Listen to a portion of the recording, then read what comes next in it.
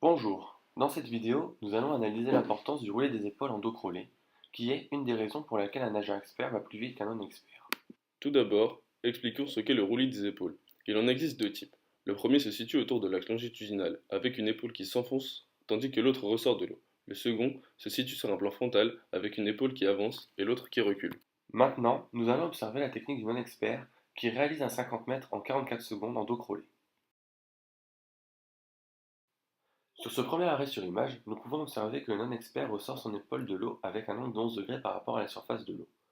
Sur la suivante, on peut observer que son épaule s'enfonce avec un angle de 113 degrés par rapport à la surface de l'eau.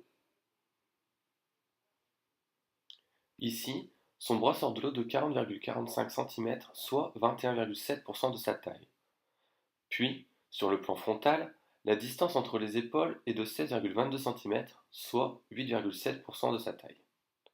En effet, les pourcentages sont là pour harmoniser les résultats entre l'expert et le non-expert.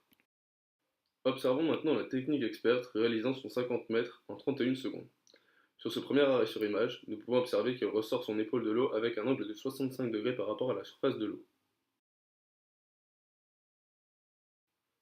Sur celle-ci, on peut observer que son épaule s'enfonce avec un angle de 173 degrés par rapport à la surface.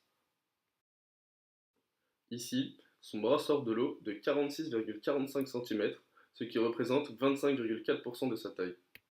Puis sur le plan frontal, la distance entre les épaules est de 26,94 cm, soit 14,7% de sa taille. De par les résultats précédents, nous pouvons observer que toutes les valeurs sont plus élevées chez l'expert.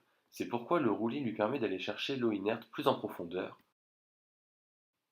De plus, cela augmente son amplitude des bras pour nager plus vite.